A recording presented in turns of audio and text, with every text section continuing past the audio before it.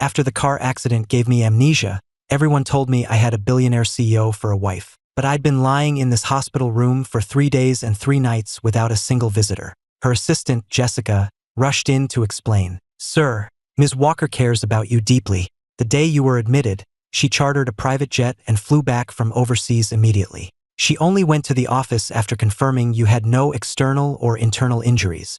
I just gave a flat "oh." Since I wasn't there to see it, she could spin whatever story she wanted. A superficial wife who hadn't visited, called, or even texted me in 3 days was being painted as some hopelessly devoted romantic. I'd have an easier time believing I was Julius Caesar. Jessica watched as I closed my eyes, ready to sleep, and the rest of her prepared speech died on her lips. He doesn't seem to believe me, she thought. But everything I said was true. The boss was so worried about him. It's just, I have no idea why she won't come to the hospital to see him. Jessica sighed silently and backed out of the room. As she turned, she saw her boss standing right there. She's here, so why isn't she going in to see him? Jessica was starting to think that the frantic, panicked Chloe she'd seen rushing into the hospital on the day of my accident had been an illusion. How is he? How was he? How was she supposed to answer that? Jessica racked her brain, and finally, as her boss's expression grew stormier, she managed to choke out, "He's been very quiet, ma'am." Chloe somehow understood the subtext and paused, a flicker of surprise on her face. He hasn't cried? No. She had previously instructed Jessica to call her the moment I started crying. Clearly, she was ready and waiting for the chance to come and comfort me. But now I had amnesia. She wouldn't even get the opportunity. But you don't have to wait for him to cry to comfort him, do you? Jessica didn't dare say this out loud. She just watched Chloe stare at the closed door, muttering to herself, "He's that angry." Hearing this, Jessica mentally rolled her eyes. On their 3rd wedding anniversary, you flew overseas to be with his brother, and you wonder why he's angry. If it weren't for that, he wouldn't have been driving distracted after a sleepless night, crashed into his own garage, and given himself a concussion. This is all you're doing. Chloe stood in silence for a moment before turning and slipping into an adjacent room. After a brief hesitation, she finally dialed a number. "Chloe, did you manage to calm Ethan down?" Chloe sounded lost. "No, he didn't cry. Look, Ethan's accident and coma must have really scared him. And even if faking amnesia is a bit much, you still need to smooth things over. He's not crying, so how do I comfort him?" Chloe recalled how it always went. I would cry. She would hold me, whispering, "Don't cry, Ethan," and I would cry into her shoulder for a bit, and then everything would be okay. But now I wasn't crying, so what was she supposed to do? "And Olivia, those gifts you told me to buy, he hasn't opened a single one. I don't think he likes it when I give him presents." I can't believe you're my sister. Making a man cry out of sheer frustration is a special talent. I'll give you that. And for the record, you can comfort your husband even when he's not crying. The point is to clear up the misunderstanding. 20 minutes later, Chloe put her phone away and stepped out of the adjacent room. She stared at the door to my room, just past Jessica, paused for a long moment, and then pushed it open and went inside. She knew exactly why I was angry, and she had never loved anyone else. I wasn't actually asleep. Someone was on the phone in the next room, and even though their voice was low, it was just loud enough to keep me awake. The call finally ended, only for someone else to enter my room. It wasn't Jessica, but a stunning woman with an icy demeanor. "Who are you?" I asked, looking at her as if she were a total stranger. Seeing the lack of recognition in my eyes, Chloe's composure cracked with a hint of panic. She rushed to my bedside and gripped my hand tightly. Ethan, there's nothing going on with Dylan. I only love you." So, this was her, Chloe Walker, the CEO of Walker Enterprises from all the trending news. My superficial wife. She was good at putting on a show, managing to squeeze tears from her eyes despite her cold expression. But she couldn't possibly think I'd believe her, could she? Since I woke up, she hadn't come to the hospital for 3 days, hadn't called once, hadn't sent a single text. Instead, news about her and that Dylan guy was all over Twitter. Did she think I was completely cut off from the world in here? I slowly pulled my hand from her grasp. "The doctor must have told you I have amnesia, so you can drop the act. I don't remember you, I don't remember Dylan, and I certainly don't remember how you two got together." At that, Chloe's hand shot out and grabbed mine again, her grip firm. "Ethan, I didn't. I've only ever loved you, from the very beginning. There is absolutely nothing between Dylan and me. And how would you prove that? Want me to put it to the test? Or maybe it is innocent between you two, because he's your first love, the one you wouldn't dare touch." "Ethan, that's enough. Get out," I said, my expression hardening as I violently threw her hand off me. Chloe froze, stunned. In 3 years of marriage, I had never been like this with her. Before, whenever I looked at her, my eyes would light up. Could Ethan really have amnesia? No, I don't believe it. Chloe's gaze drifted, finally settling on my lips. I used to love her lips. They were so soft, so sweet. Every time she kissed me, I'd get an erection I couldn't hide. Chloe raised a hand to the back of my head, planting her other on the bed behind me, trapping me completely. Then, she leaned in and pressed her lips against mine. A unique perfume filled my senses, but all I could think was, she's so skilled at this. Has she kissed other people like this? Like Dylan, my supposed brother from all the Twitter drama? As Chloe started to get lost in the kiss, I shoved her away with all my might and slapped her hard across the face. The impact was so strong it made my entire hand go numb. Chloe was the golden child, born to privilege. Ever since she took control of Walker Enterprises, no one had dared to even raise their voice to her, let alone slap her. And I was the gentle one, always compliant throughout our 3-year marriage. Now, over a single kiss, I had landed a solid slap on her face. Chloe stared at me, her eyes burning, but for the first time, I, the mild-mannered one, wasn't intimidated. I even pulled a tissue from the bedside table and slowly, deliberately, wiped my mouth. Seeing my look of disgust, her heart shattered. He's disgusted by me. He's actually disgusted by me. No, I can't have him be disgusted by me. Once I finished wiping my mouth, I raised a finger and pointed to the door. Get the hell out. Seeing I was serious, real panic set in for Chloe. She didn't remember how she got out of the room, only that under my cold stare, she didn't dare stay a second longer, terrified I would despise her even more. After Chloe left, my anger grew until I couldn't stand it. I got out of bed, went to the bathroom, and brushed my teeth with furious intensity. Back in bed, I opened my phone and searched for any information about my 3-year marriage to Chloe, but came up with nothing. Even the trending Twitter topics from the past 3 days had vanished completely. Her team worked fast, scrubbing everything clean. I thought, seething. Just then, I noticed I could switch between 2 accounts on my phone. I immediately switched to the alternate one and found a series of private, only me posts that made my chest ache until I could barely breathe. Wedding night. Today is my wedding night with Chloe. I never imagined she would actually marry me, but she got a call from Dylan and left. February. It's been a month. Chloe doesn't seem interested in that. I don't understand why she married me. March. Chloe took me to the hospital for a blood test. The doctor said I was perfectly healthy, and I saw her let out a huge sigh of relief. In that moment, I suddenly believed what Dylan had told me. She only married me for my blood. April. Went back to the Andersons today. Dylan asked if anything had happened between us yet. I guess she must have told him. May. What do? I still love her. She's quiet and seems cold, but she's decent to me. After 20 years of being the Anderson family's personal blood bank, she's the kindest person I've known, even if she's only with me for my blood too. January. Year 2, our anniversary. She kissed me first. My heart almost beat out of my chest. But then Dylan called, and she left again. July. Year 2. She's been kissing me more often, but that's still as far as it goes. Year 3. It's our 3rd year of marriage. I think I'm getting sick. Every time she and Dylan are trending on Twitter, every time Dylan sends me a picture of them together, I just want to cry. She came home late one night and I just started sobbing uncontrollably. It startled her, and she held me tight, repeating, "Ethan, don't cry." For a second, I felt like maybe she did care.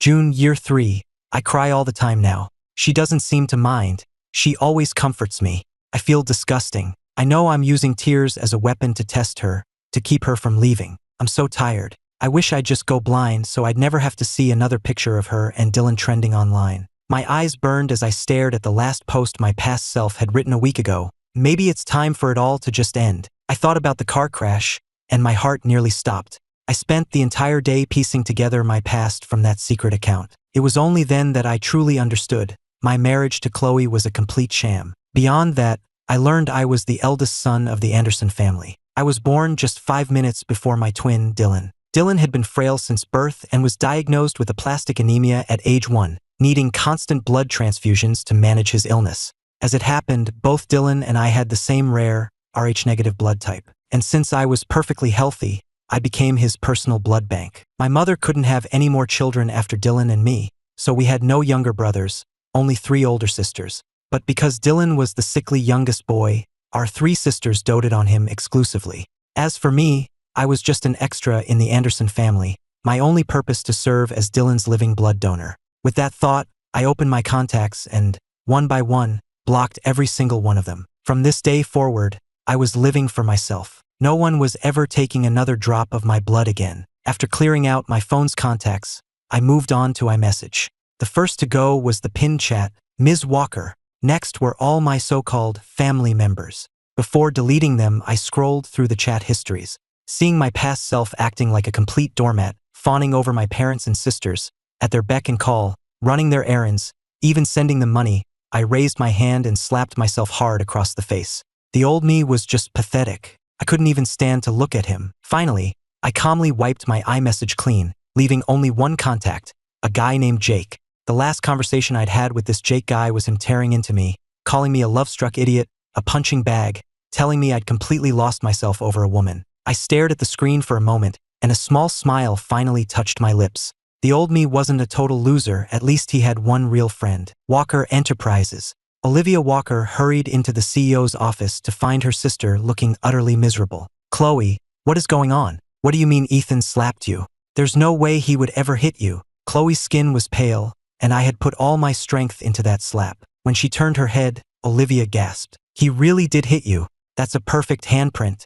Is Ethan really, truly suffering from amnesia? Still, he wouldn't just hit. Wait a minute. Chloe, you didn't try to force a kiss on him, did you? Knowing her sister, Olivia figured she wouldn't just accept the amnesia story and would try something like that to call his bluff. The problem was, I really did have amnesia. Olivia, however, was oblivious to the disaster brewing for her sister, treating the whole thing like a funny marital spat. Chloe raised a hand to her aching chest, her expression lost. Olivia, he hates me. Even with amnesia, why would he hate me? He loved me. He used to wait for me to come home every day, make me soup from scratch and watch me finish every drop. We fell asleep in each other's arms every night. We were happy. Olivia couldn't make sense of it either. She thought for a moment. The amnesia is probably temporary, right? What did the doctors say? They said, his memory should come back. That's right, he'll get his memory back.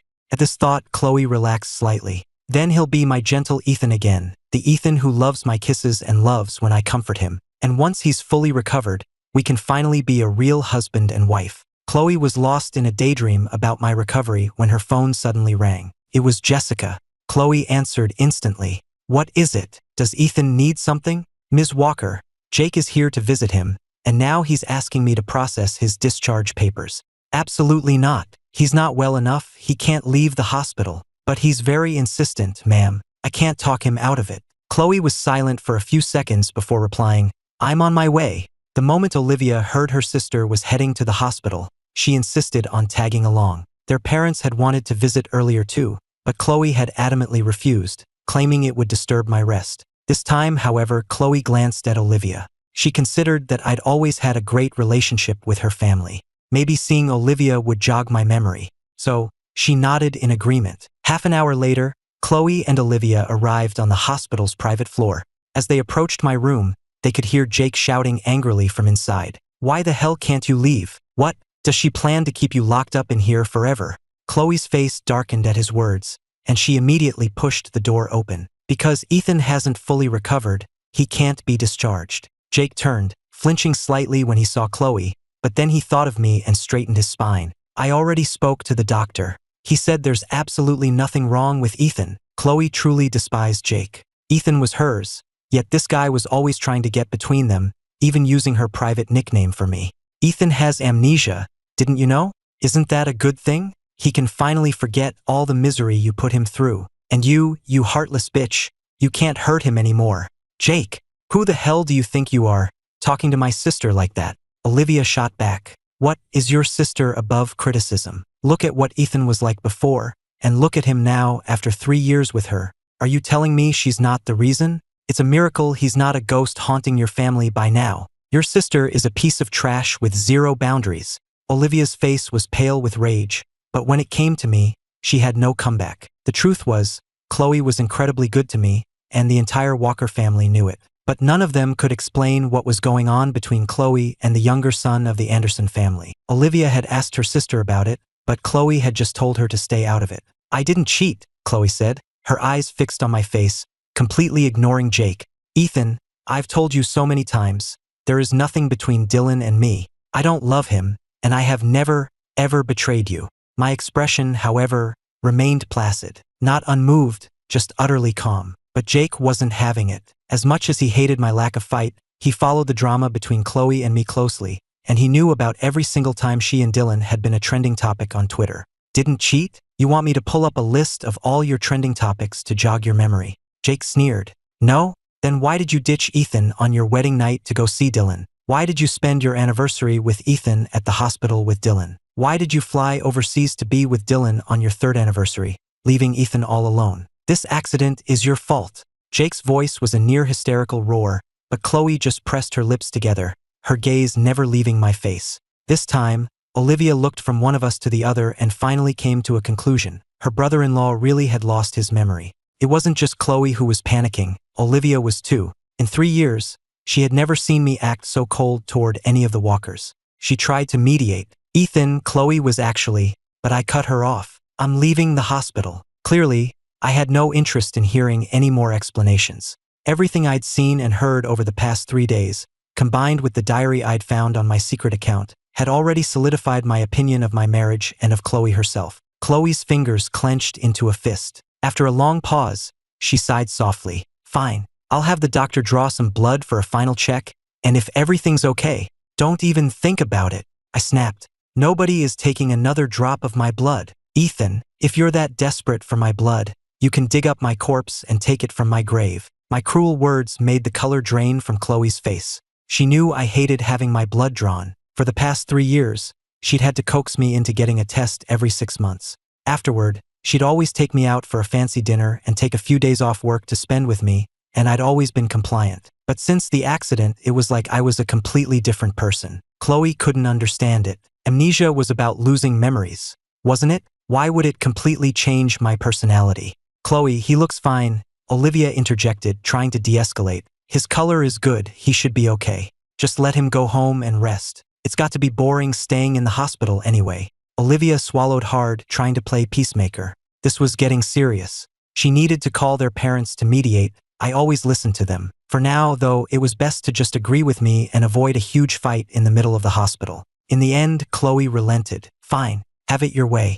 I'll go handle the discharge paperwork. When Jake saw her give in, he shot me a worried look, afraid I'd soften up again. Thankfully, my expression remained unchanged as Chloe turned and left the room. Jake visibly relaxed. Good, this is how a man should be, not some crying, sniveling mess. But while Chloe was off dealing with the paperwork, 3 unwelcome guests arrived. My older sister, Isabella, and my parents, Mr. and Mrs. Anderson. The moment Jake saw them, he started in with the sarcasm. Well, look what the cat dragged in. Don't tell me you're here for another handout. After all, besides me, there wasn't a decent person in the entire Anderson clan. Jake's direct accusation about their motives made their expression sour instantly. My sister Isabella looked particularly furious. I had already guessed these must be my relatives. Taking advantage of my amnesia, Jake immediately started filling me in. Ethan, that's your family. For the last 3 years, they've been constantly hitting you up for money and dragging you back from the Walker's place to wait on them hand and foot.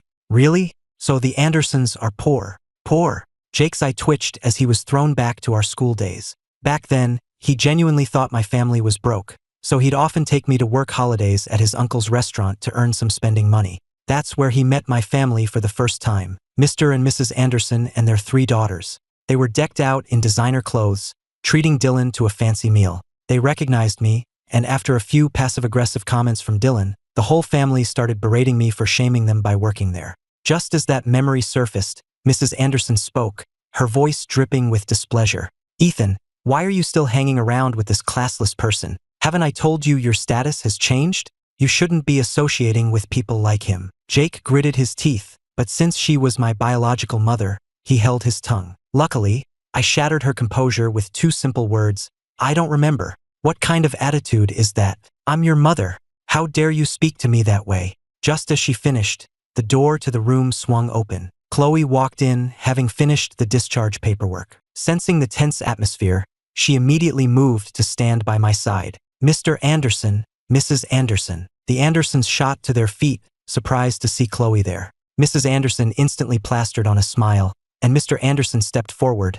hand outstretched, but Chloe simply reached out and pulled her sister, Olivia, in front of her. Only Isabella frowned. Chloe, why did you let Jake in here? My husband, Chloe stated coolly, can see whomever he pleases. Jake was thrilled to hear that. As much of a mess as Chloe was, she always publicly defended me, at least when it came to my family. She always took my side against them. He immediately shot back with a sneer. You hear that? Ethan belongs to Chloe now, not to you Andersons. That's ridiculous, Isabella retorted. Even if he married into the Walker family, he's still an Anderson. An Anderson? Do you people even treat him like one? Jake fired back. When he married Chloe, didn't you demand $200 million from the Walkers? Did you contribute a single penny to the wedding? Do I have to spell it out for you? He basically married into their family. Besides, he's closer to the Walkers now than he ever was to you. My sister-in-law is loaded. She didn't need a dowry from him, Isabella snapped. And our family's business is none of your concern. She looked like she wanted to knock Jake unconscious to stop him from airing their dirty laundry in front of the Walkers. Jake was about to fire back again, but I grabbed his wrist. Don't waste your breath arguing with irrelevant people. It's not worth the stress.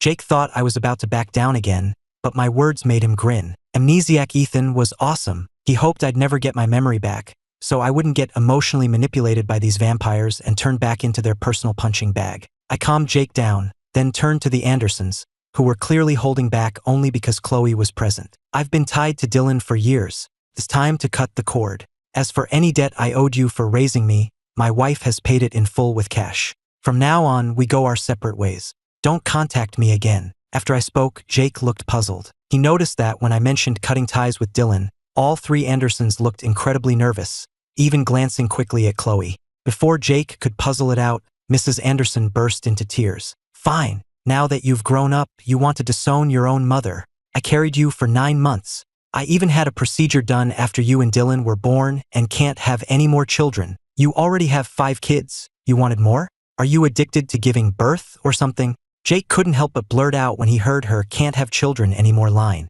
and I suddenly laughed. I didn't remember my history with Jake, and we hadn't had time to talk about how we met, but I could feel his unconditional support for me. At this, Isabella finally snapped and advanced on Jake. You better believe I'll. Seeing this, I instinctively pulled Jake behind me. What are you going to do? Getting a little defensive, are we? Did he strike a nerve? My anger seemed to trigger Chloe's. Her voice dropped to an icy command. All of you, get out. She was looking directly at the Andersons, and everyone in the room knew exactly who she was talking to. Mrs. Anderson's fake smile faltered, and Mr. Anderson was clearly humiliated, but he didn't dare challenge Chloe directly. Besides, I was acting strangely today. They decided they'd come back to negotiate with me some other time, when Chloe wasn't around. Just as the three of them reached the door, I spoke again. I'll say this one last time. It's over between me and Dylan, and it's over between me and the entire Anderson family. Don't ever come looking for me again, or I'll release everything I have on you and ruin you completely. I might not remember anything, but my phone had a treasure trove of information. I had taken screenshots of all the bank transfers and chat logs before I deleted their contacts.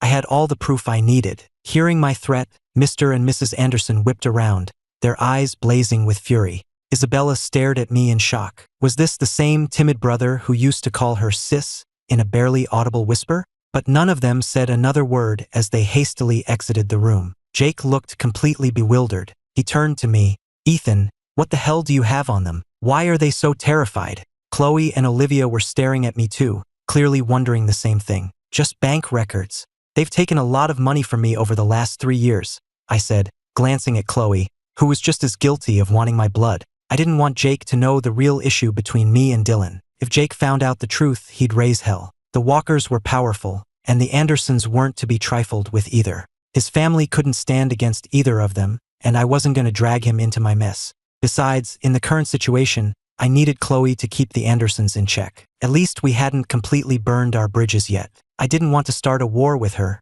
only to have my so-called family laugh from the sidelines. Chloe was, at worst, a superficial wife who hadn't loved me for 3 years.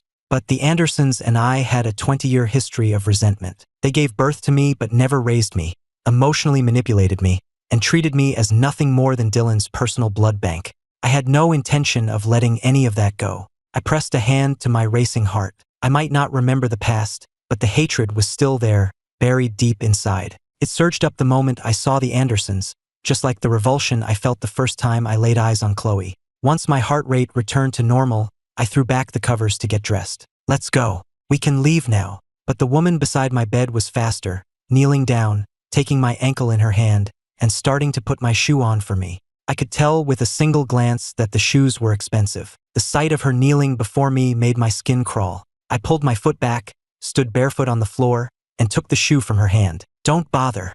I can do it myself." I put my shoes on quickly. By the time Chloe looked up from her kneeling position, I had already turned and was walking away. She stared at my retreating back, whispering my name in a daze. "Ethan." Jake, finally recovering from the shock of seeing Chloe kneel to put on my shoes, scratched his head and hurried after me. "Chloe, you should go home with him," Olivia said. "I'm going to call Mom and Dad." She knew things were serious now and was desperate for backup. After all, her sister, who was usually so reserved, only ever opened up around me, and that was only when I was willing to listen. Now that I was so cold and resistant, Chloe would be at a complete loss for words. Their parents had to get involved. Chloe remained kneeling for a long time before finally rising, murmuring a quiet acknowledgement, and walking out of the room. The moment she was gone, Olivia pulled out her phone and placed a video call to their mother.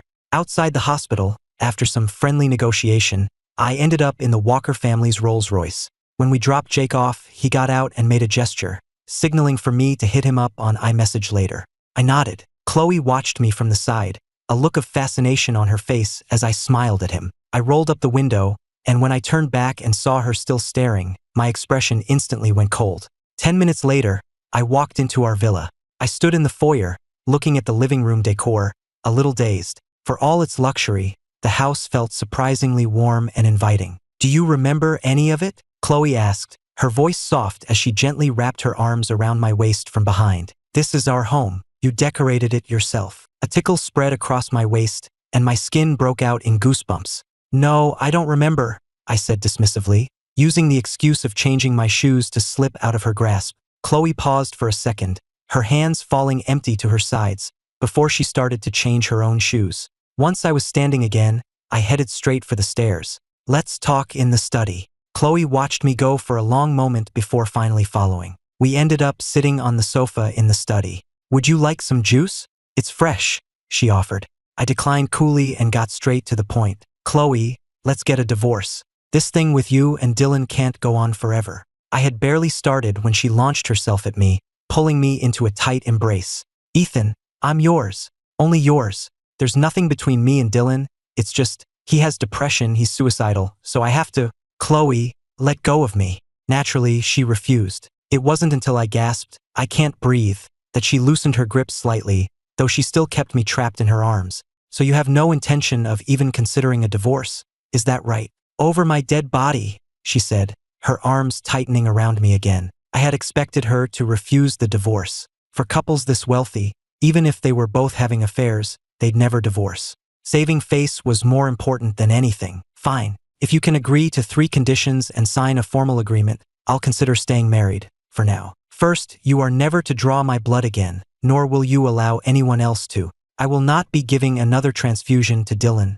period. His rare blood type might be hard to find, but with the Anderson and Walker family fortunes, you can afford to find other donors. Stop bleeding me dry." Chloe was silent for a long time. The biannual blood test was... She pushed the thought away. The doctors had said he was healthy for the past 3 years. With that, she agreed. Once she agreed, I moved on to the second condition. "Second, I am cutting all ties with the Anderson family. If you choose to help them in the future, do it for Dylan's sake. Leave me out of it completely." Chloe agreed to this one immediately. The only reason she'd ever bailed out the Andersons was for my sake. If I was done with them, so was she. "Third, I'm getting a job. You can't stop me or control what I do. I want complete freedom." "A job? But work is hard, Ethan. You don't have to work. I'll take care of you. I don't want you to turn me into a useless kept man." "I'll take care of you" is the biggest lie in the world. You can't be independent when you're living off someone else. The Andersons just took without giving.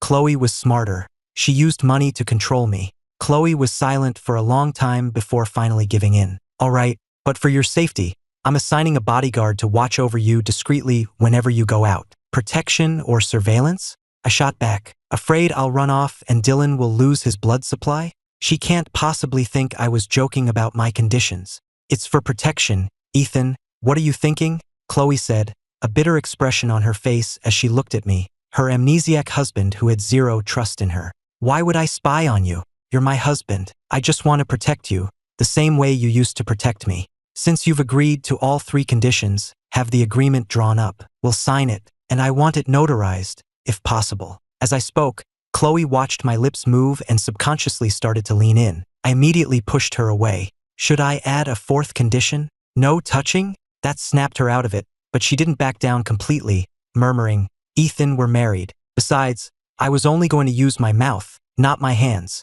"I'm afraid I won't be able to stop myself," she whispered. "Married? Are you sure about that? Isn't it a marriage in name only?" "Whatever. Just have the agreement ready for me to sign," I said, turning and leaving the study before she could reply. Chloe sat there for a while before finally picking up her phone. She texted Jessica the 3 conditions I had laid out, instructing her to have the agreement drafted, delivered to the villa, and to bring a legal team for notarization. Only then did she get up to head back to the bedroom. The master bedroom was locked from the inside. Chloe stared at the doorknob I had apparently broken, for the first time regretting buying such a sturdy door. With a blank expression, she turned and went into the adjacent bedroom. She was going to climb through the window. She couldn't sleep unless she was holding me. Meanwhile, I had taken a relaxing shower, climbed into bed, and turned off the lights, ready for a good night's sleep. But just as I was drifting off after tossing and turning, a faint noise came from the balcony. I shot awake, sitting bolt upright and staring warily toward the sound,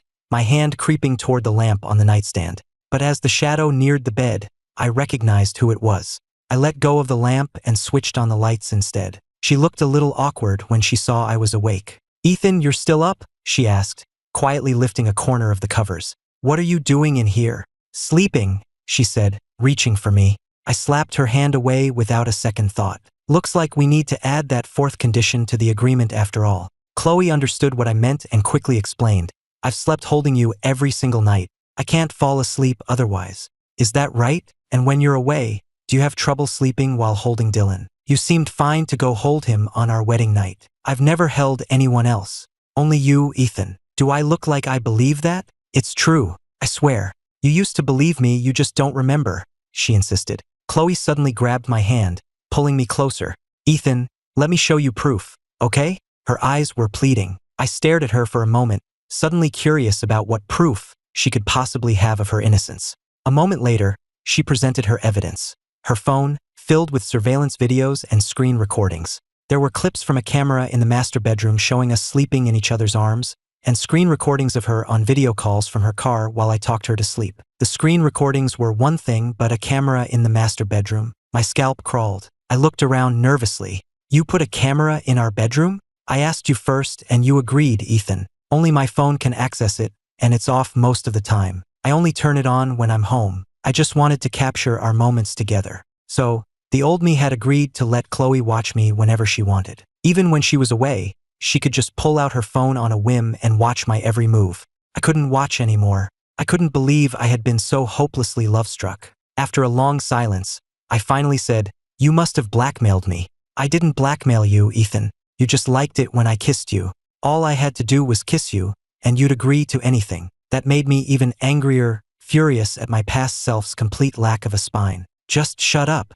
Are you leaving or not? If you won't, I will." I started to get out of bed, but she suddenly wrapped her arms around me, burying her face in my neck. "I'm not leaving, and you're not leaving either, Ethan. Ethan, we're married. Married couples are supposed to sleep together. Sleeping in separate rooms is bad for the relationship." Her twisted logic was so absurd I almost laughed. She and Dylan were a constant trending topic, and we hadn't been intimate in 3 years. What relationship was there to damage in our fake marriage? Still, there was no point in starting an all-out war with her. I was the one in the weaker position after all. At that point, I was out of options. What on earth was the old me thinking? He was not only a crybaby but a total pushover, content to be kept at home like a pet. Whatever. Looking at her now, we had been married for 3 years. Maybe some feelings had developed. My first priority was to deal with Dylan. He'd been using me as a blood bag for 20 years. It wasn't unreasonable for me to use Chloe to get back at him. With that thought,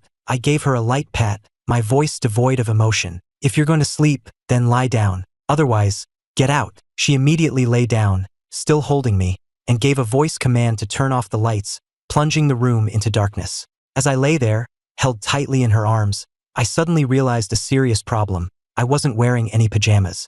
I patted her arm again. Let go. I need to use the bathroom. She seemed to suspect I was trying to escape and her arms tightened for a second, but then she let go. What if I really did have to go? Holding it in wasn't good for me. The moment I was free, I got out of bed, went to the closet, and put on a pair of pajamas. Only then did Chloe realize my trip to the bathroom was just an excuse to get dressed. When she hugged me again, she buried her face against me, looking aggrieved. There was something almost pathological about her at times. She seemed to be jealous of the very clothes on my body. After all, they were closer to a place she had never dared to touch. I closed my eyes and tried to sleep, ignoring the woman behind me. Just as I was about to drift off again, a voice whispered in my ear.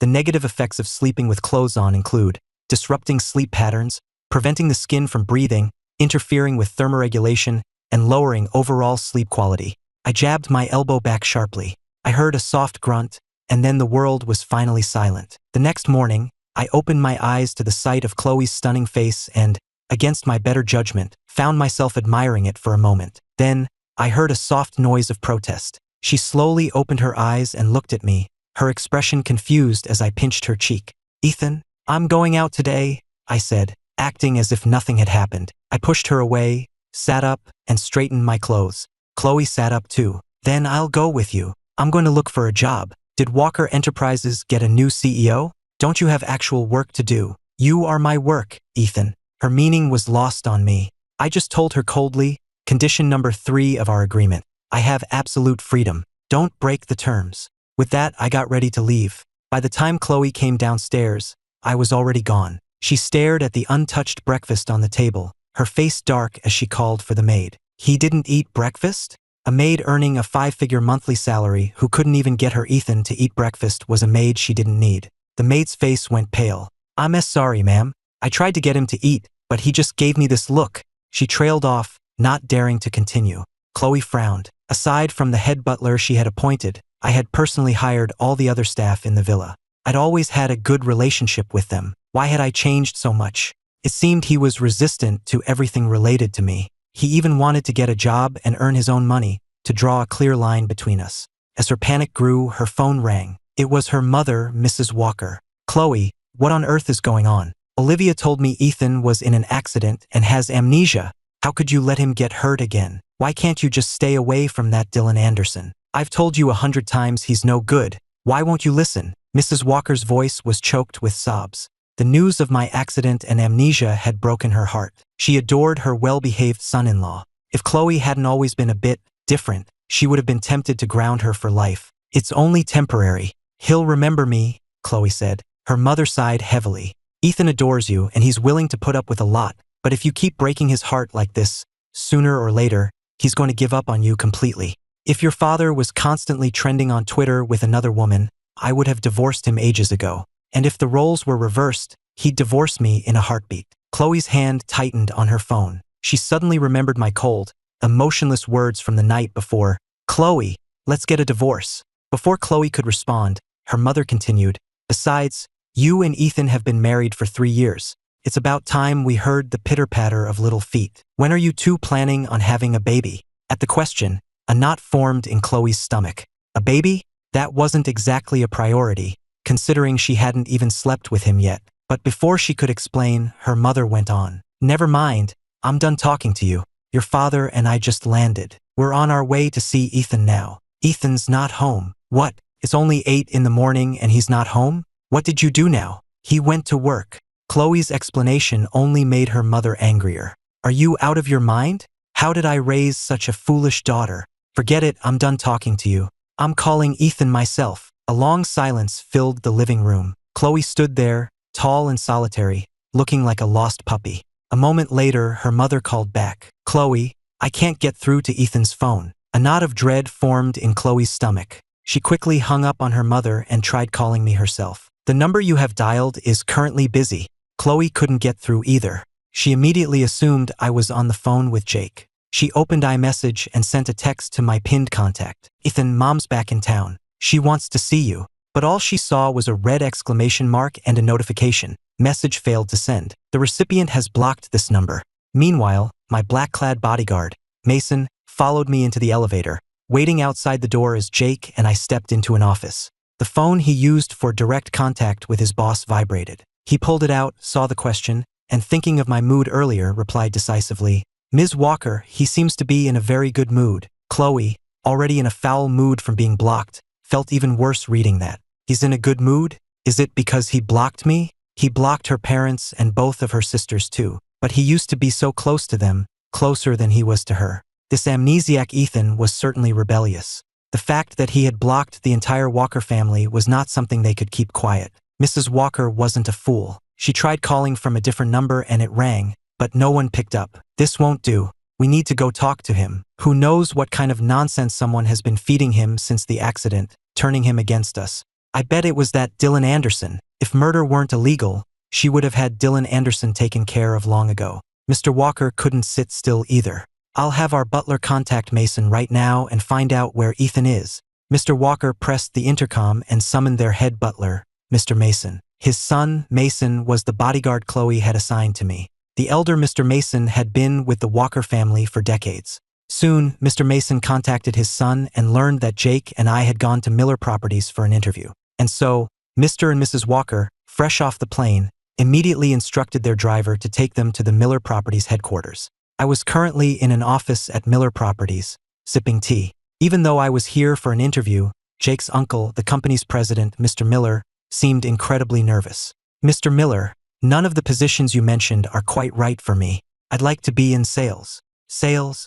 Mr. Miller looked utterly shocked. The husband of the CEO of Walker Enterprises wanted to work as a salesman in his small-time company? And by sales, he didn't mean selling real estate from a sales office, did he? I nodded, confirming his suspicion. "Yes, whichever development is selling the worst, send me there. I guarantee I'll sell every last unit for you, sir." My answer made Mr. Miller so nervous his hand trembled as he held his teacup. This was Chloe Walker's husband. When his nephew told him yesterday that I wanted to work for him, he'd immediately started asking around about the Walker family. He'd learned that while the great CEO was constantly surrounded by scandal, my position in the Walker family was secure. I was known to be gentle and easygoing. Once, at a Walker family gala, some rich kid with a crush on Chloe had started giving me a hard time. I was ready to let it go, but the entire Walker family had come to my defense. They'd not only thrown the guy out, but had publicly announced that Walker Enterprises would sever all ties with his family's company. After that, no one ever dared to disrespect me again. "Well, you might laugh, but to be honest,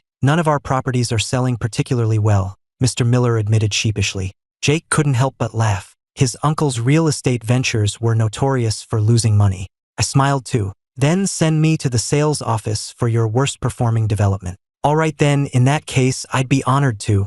Before he could finish, the office door burst open and a frantic secretary rushed in. "Mr. and Mrs. Walker. The senior Mr. and Mrs. Walker are here." "What?" "The chairman of Walker Enterprises and his wife." Mr. Miller shot to his feet. He glanced at me and saw my own surprise, realizing this wasn't a planned visit. "This is it," he thought. "Mr. and Mrs. Walker must have found out their son-in-law was coming to work here and have come to put a stop to it." Mr. Miller could feel a massive business opportunity slipping through his fingers. Mr. and Mrs. Walker didn't wait for an official welcome from the executives, nor did they agree to wait in a conference room. The floor manager, not daring to argue, simply led them directly to the president's office.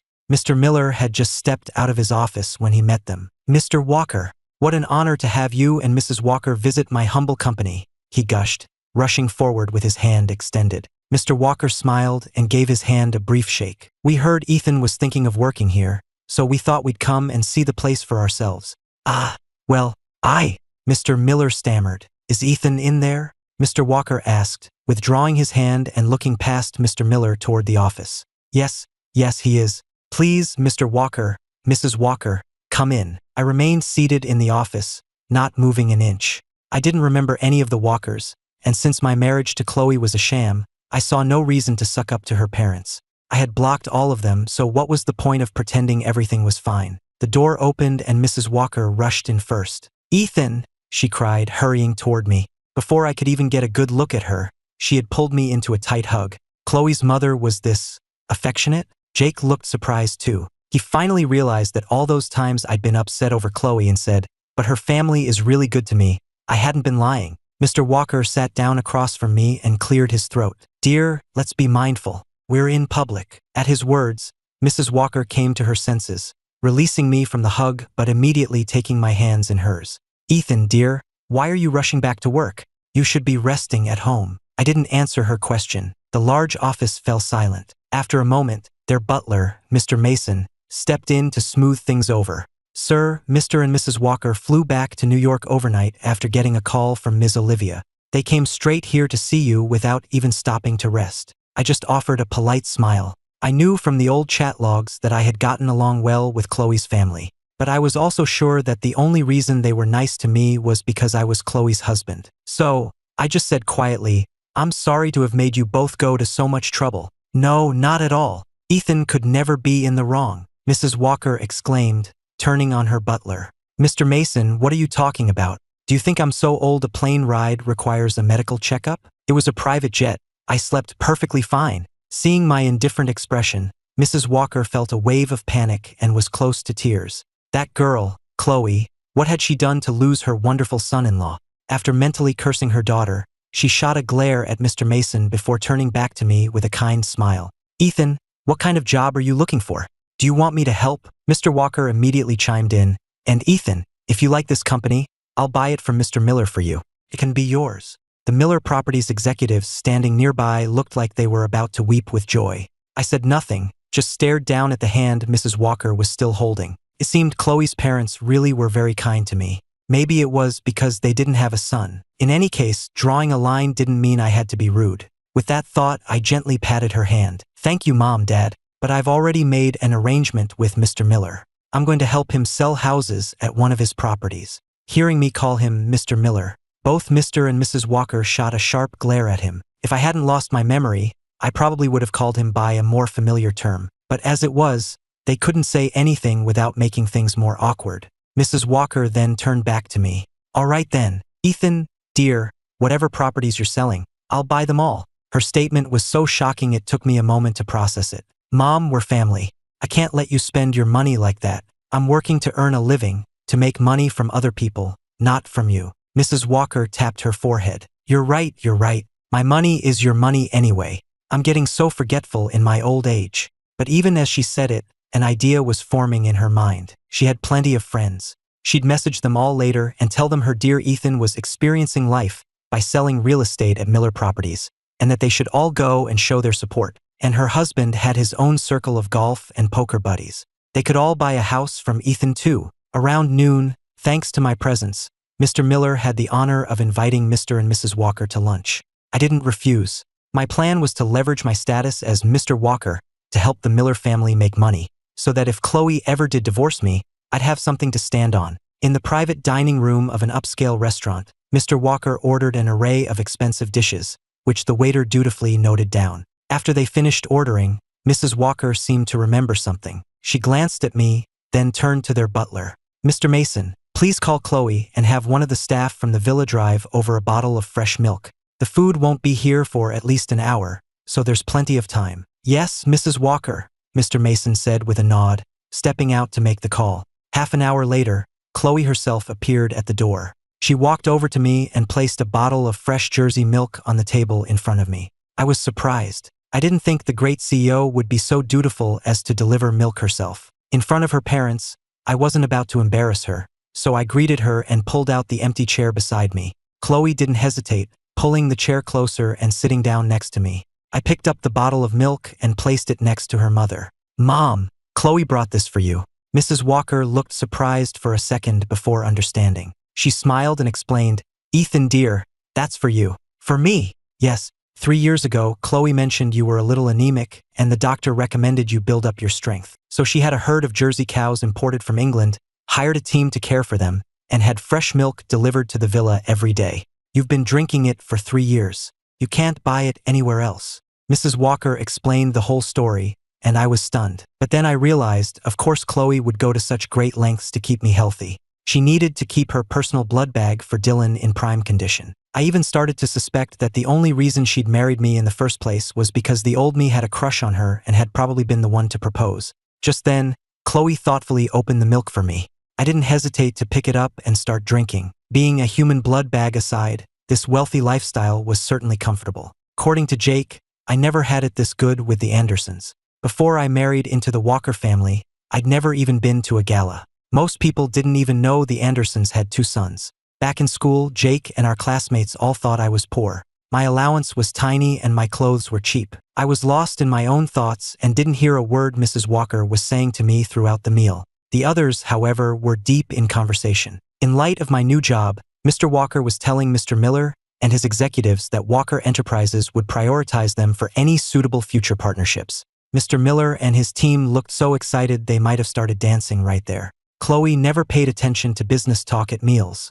Her focus was always entirely on me. So when she saw my gaze drift to a platter of fresh shrimp, she leaned in and whispered, "Want some?" I turned and met her eyes, saying nothing for a long moment. Was she really going to condescend to peel shrimp for me in front of everyone? I let out a small, mocking laugh. Sure. The next thing I knew, she had put on a pair of disposable gloves and started peeling several large shrimp for me. I glanced instinctively at her parents. Mr. Walker didn't even look their way, but Mrs. Walker gave a small, satisfied nod, clearly pleased with her daughter's actions. My in-laws, they really were hard to dislike. Chloe, it turned out, was an expert at peeling shrimp, leaving each one perfectly clean. I ate every last one without a shred of guilt. Just as I was hoping for more, she took off her gloves. "That's enough. Too much isn't good for you." I didn't argue, just turned and finished my milk. The bottle was soon empty. Seeing me full and satisfied, Chloe's eyes filled with a gentle warmth. If Ethan could always be this healthy,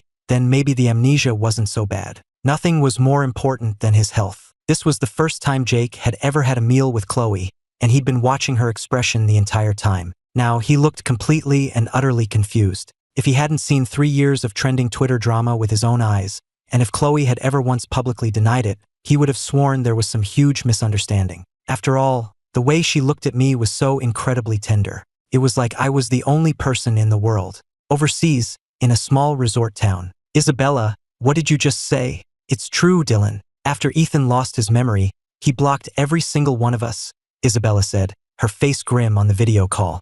Dylan looked panicked. "He really has amnesia? He's not just faking it?" Isabella remembered the cold, distant look in my eyes at the hospital. She sighed. "He's not faking. He told us in front of Chloe and Olivia that he was cutting ties with you." At that, Dylan tensed. "Cutting ties? Did he say anything about the transfusions?" "No, not that." Isabella's answer made Dylan visibly relax. "Good, as long as he didn't spill the beans. I'm booking a flight back now. I need to see for myself if he's really lost his memory." Meanwhile, Chloe had used the lunch break excuse to drag me home, finally getting a chance to talk to me alone. "Why did you choose such a difficult job?" she asked, her hands wandering over my face.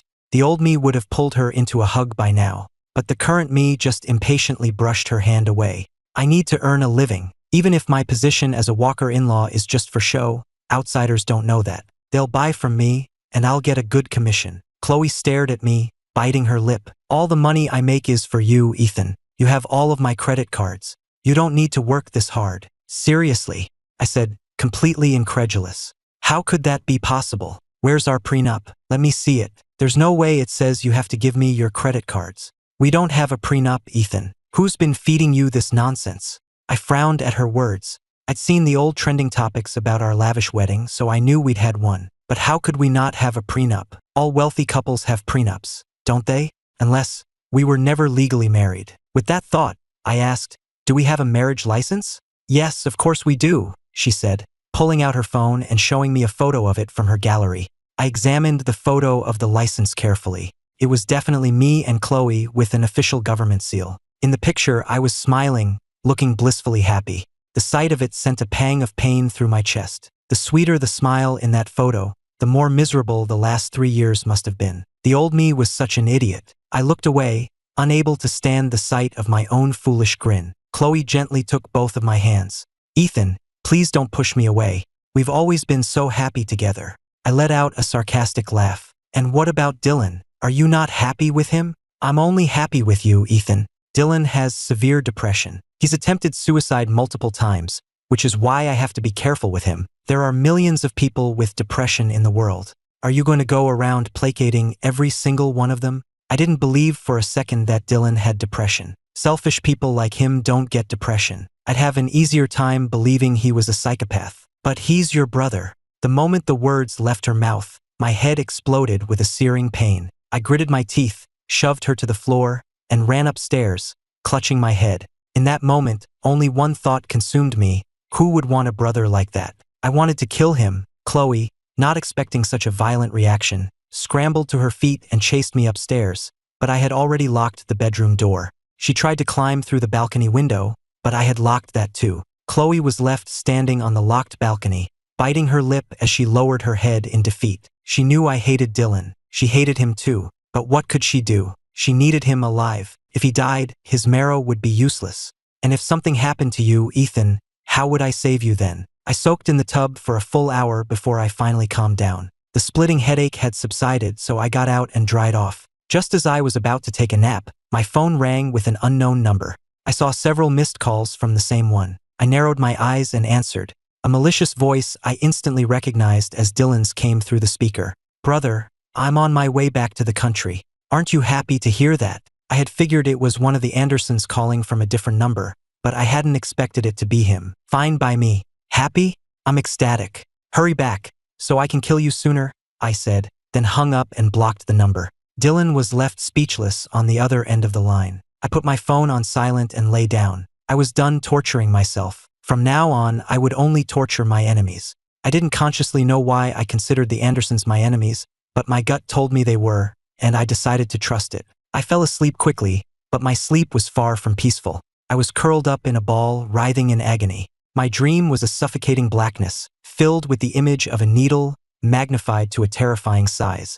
Then came the deafening sound of a car crash, followed by a choked, heartbroken sob. Ethan, who was calling my name? The next moment, the woman who had been waiting silently on the locked balcony heard my pained scream. Her pupils contracted in horror. Without a second's hesitation, she kicked in the glass door and leaped through the shower of broken shards. She brushed the glass from her clothes, shrugged off her jacket, and rushed to my side, pulling me into her arms. "Ethan, don't be afraid. I'm here.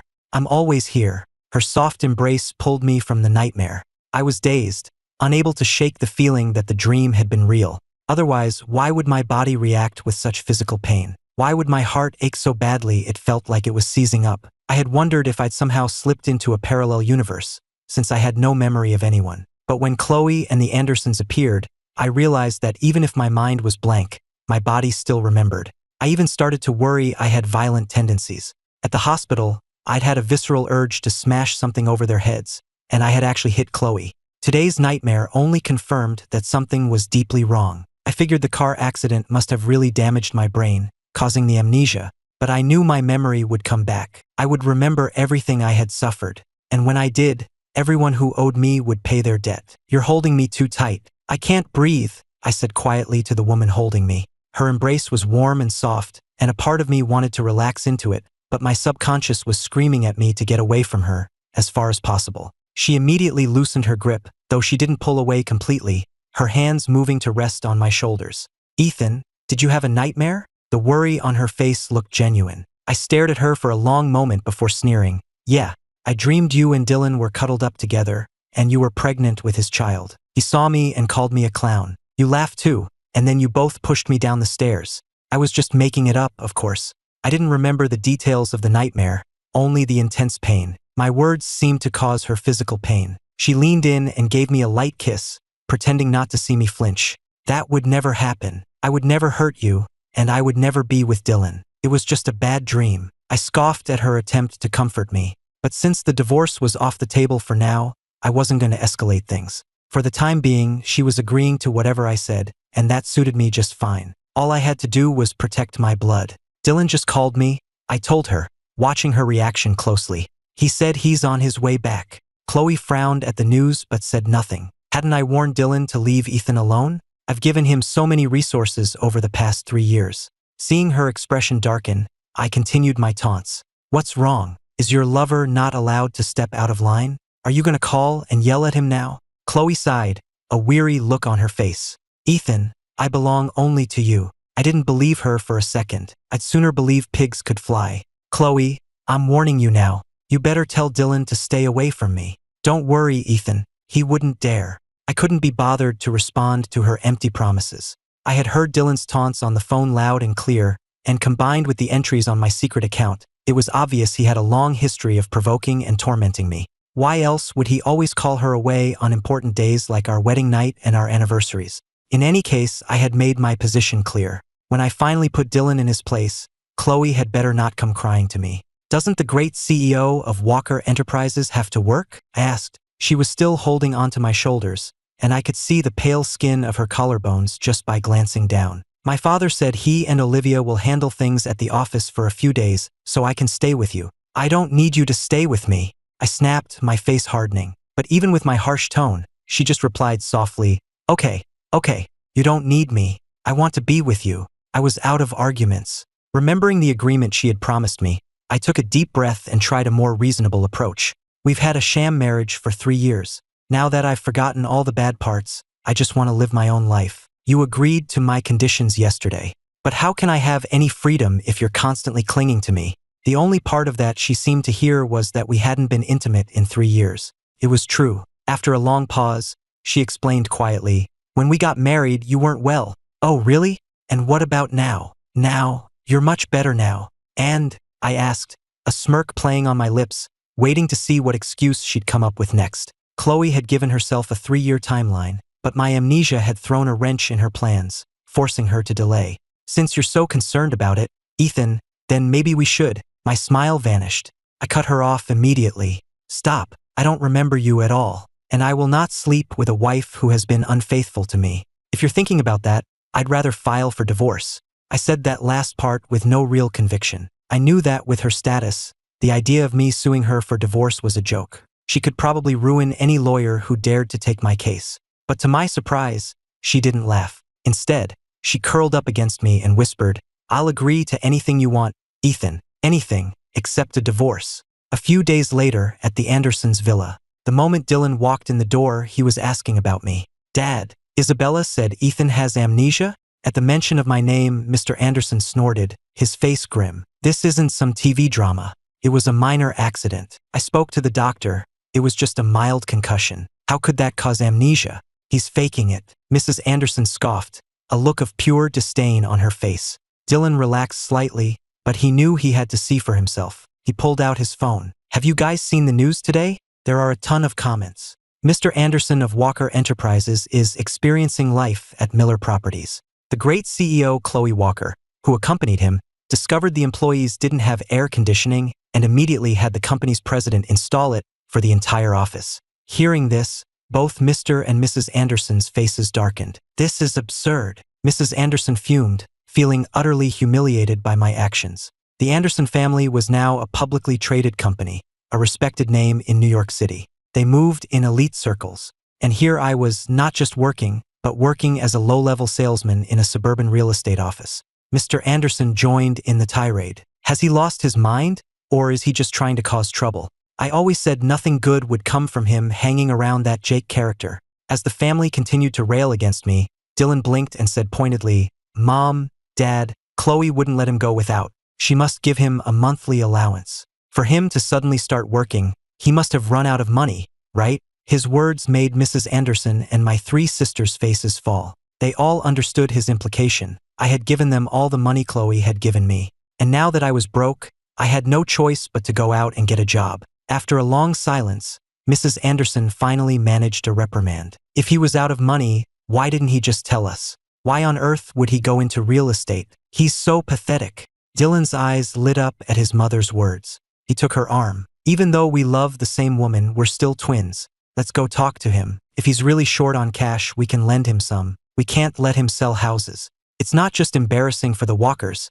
It makes us look bad too. The family's expressions shifted again. Mr. Anderson slapped his thigh and stood up. Dylan's right. Our family is tied to the Walkers now. We can't let them be embarrassed. We're all going to Miller Properties to bring Ethan back. Seeing them all agree, Dylan couldn't help but smile. He didn't care about my job. He only cared about one thing, whether I had truly lost my memory. At 10 in the morning, a group of people stormed into the sales office of the Magnolia Gardens development. Mr. Anderson spotted me immediately, in my uniform, surrounded by potential buyers.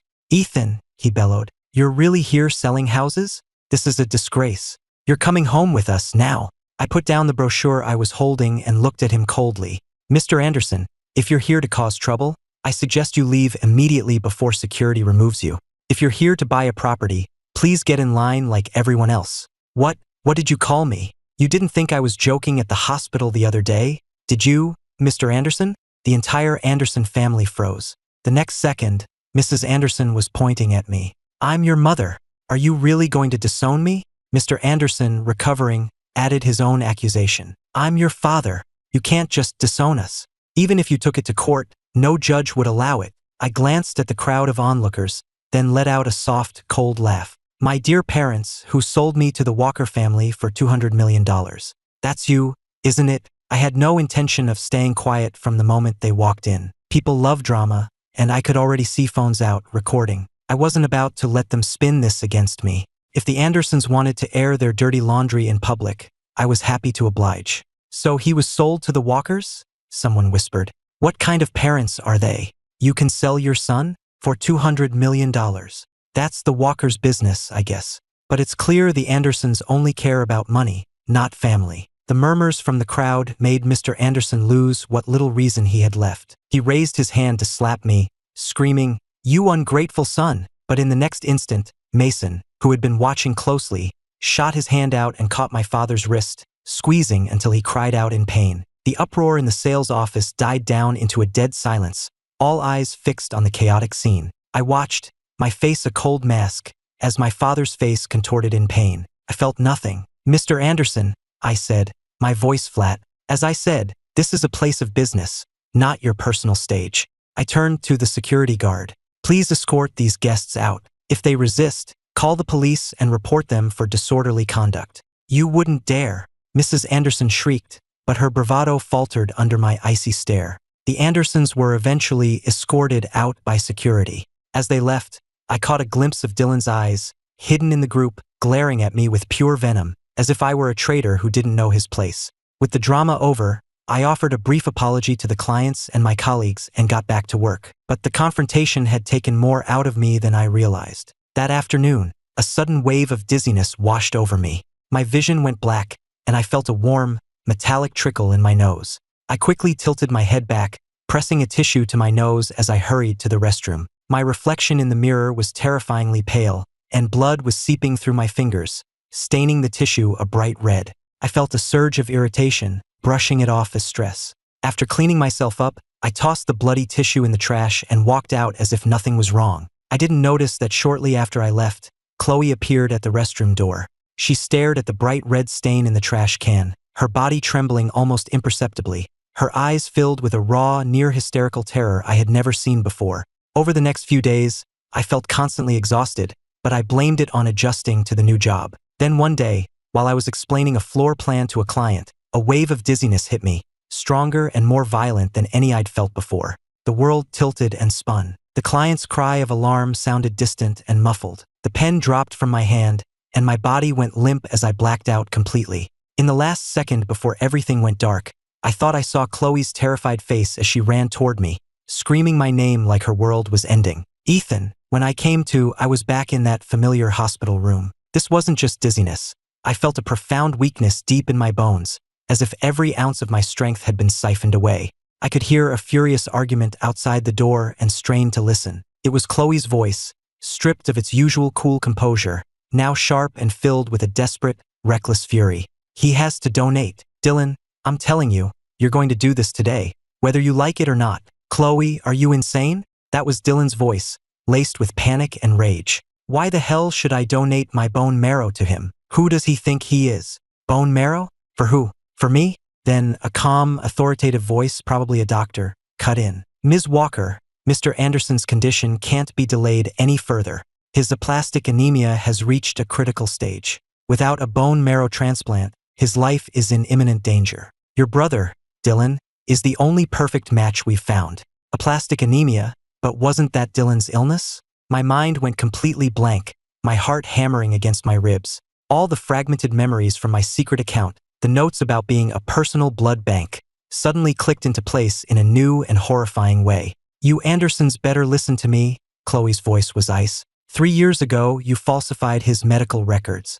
You claimed the sick one, Ethan, was healthy, and the healthy one, Dylan, was sick, all to trap me. I played along with your scheme, buying him for $200 million, all for this very moment. To save his life. Every dollar I've given your family, Every business deal we've made over the past 3 years, it was all to keep you quiet, to keep your precious Dylan, my living bone marrow bank, healthy. Now, it's time for him to finally be useful. I have evidence of all your financial fraud and business scams.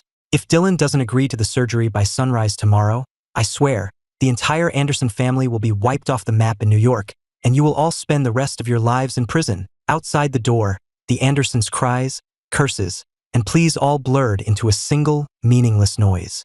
I couldn't hear any of it, so that was it. The person who needed saving, it had always been me. I was the one being used as a blood bank, but I wasn't the one giving life, I was the one who needed it. Chloe didn't marry me to use my blood for Dylan. She married me to use Dylan's marrow for me. Our 3-year, sexless marriage wasn't because she didn't love me, it was because my body couldn't handle it. The regular blood tests weren't to prepare for a transfusion, they were to monitor my own deteriorating health. Her obsessive protection, her insistence that I not overexert myself, the special milk, it was all to keep me alive as long as possible. Every public appearance with Dylan, every scandal, it was all part of her long, complicated plan to secure my only chance at survival. She had carried this twisted truth all by herself for 3 years, walking on eggshells the entire time. And I, the person she was fighting so hard to protect, had accused her with the cruelest words, pushed her away with cold indifference, and even, I had hit her.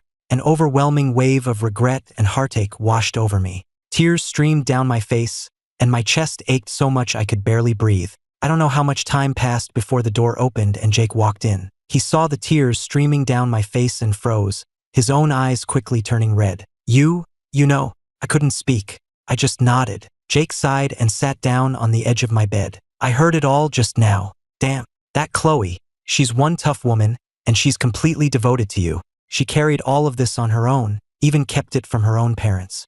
If you hadn't collapsed, she probably would have kept trying to handle it all by herself. In the end, the Andersons caved. Faced with total ruin, they pushed Dylan onto the operating table. The surgery was a success.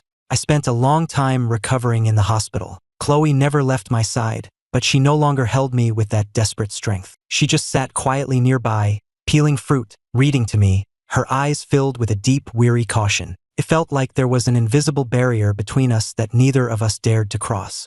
The day I was discharged, I went back to our villa. The house was immaculate, filled with the scent of sunshine. I walked into the kitchen and saw Chloe standing at the stove, watching a pot of soup simmer. She was thinner than I remembered, her silhouette looking almost unreal in the rising steam. I walked up behind her and gently, tentatively, wrapped my arms around her. Her body went rigid. "Ethan," she whispered, her voice trembling almost imperceptibly. "I'm sorry," I whispered, my voice hoarse. "I'm so sorry, Chloe." She turned off the stove and slowly turned to face me. We stood so close I could see my own reflection in her eyes. Her eyes were red, but she stubbornly held back her tears. "You saved my life," I said, raising a hand to gently caress her tired face. I spoke each word with absolute sincerity. "From now on, let me be the one to take care of you." She couldn't hold back any longer. The tears finally came, not of sadness, but of relief. They were tears of 3 years of silent suffering, of heartache, of a long and bitter wait finally coming to an end. I clumsily wiped her tears away, my heart overflowing with a love and tenderness I had never felt before. The old me had used tears as a weapon against her. The new me never wanted to see her cry again. Chloe looked up at me, her eyes shining with a broken but brilliant light. She rose onto her toes, tilting her head up to meet mine. This time I didn't pull away. Her soft lips met mine in a gentle, precious kiss. There was no lust in it, no testing, only the profound relief of a long-lost reunion and a tenderness that poured out everything she had held back. 3 years of secrets, 3 years of misunderstanding, 3 years of silent protection, all melted away in that long, deep kiss. Sunlight streamed through the kitchen window, bathing our embrace in a warm, golden light. I finally understood. I hadn't just lost my memory, I had forgotten how to love her, but that was okay. Starting with this kiss, we had a lifetime to learn all over again.